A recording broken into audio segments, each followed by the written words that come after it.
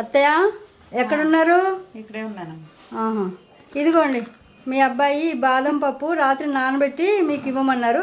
పొట్టోల్చుకొని తినండి, నాకు కొంచెం పని ఉంది. గిన్నెలన్నీ బయట పనమ్మాయికి వేసి వస్తాను. అంతలోకి పొట్టోల్చుకొని తినండి బాదం పప్పు. మీకు మోకాల్లో గుజ్జు అరిగిపోద్ది కదా అత్తయ్య, పెద్ద వయసు వాళ్ళకి. అందుకని బాదం పప్పు నీళ్ళలో నానబెట్టి తింటే మంచిదని మీ అబ్బాయి ఇవ్వమన్నాడు.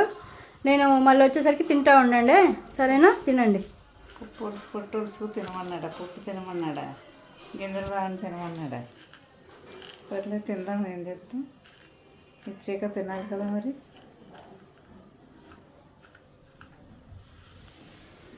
ఈ అత్తయ్య ఏం చేస్తుందో ఏమో, తిందో లేదో. పనమ్మ వేసరికి మళ్ళీ ఆ గిన్నె అక్కడే ఉండిపోద్ది. తినమని చెప్పొచ్చాను, ఆ గిన్నె తీసుకొచ్చి ఇక్కడ వేస్తే అయిపోద్ది. అత్తయ్య తిన్నారా? ఏంటి ఇదేంటి పొట్టు తిని బాదం గింజలు మొత్తం దీంట్లో పెట్టేసి ఉట్టి పొట్టు తిన్నారా? పొట్టు తినమన్నావు కదా, ఒలుసుకు తినమన్నావు కదా, పొట్టు ఒలుసుకొని తినమన్నాను మేము. అన్నావు కదా మరి. ఎవరు మీ అబ్బాయి అలా చెప్పాడని చెప్పానా? అలాంటి కొడుకు కాదులే అత్తయ్య, మంచి కొడుకే. ఆయన మీకోసమే తెచ్చారు.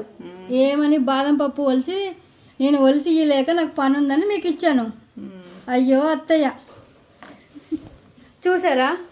బాదం పప్పుని పొట్టు ఒలుసుకొని తినత్తయ్య అంటే ఉట్టి పొట్టు తిని పప్పు గిన్నెలో పెట్టారు మా అత్తయ్య. తెలియగల అత్తగారు కదండి.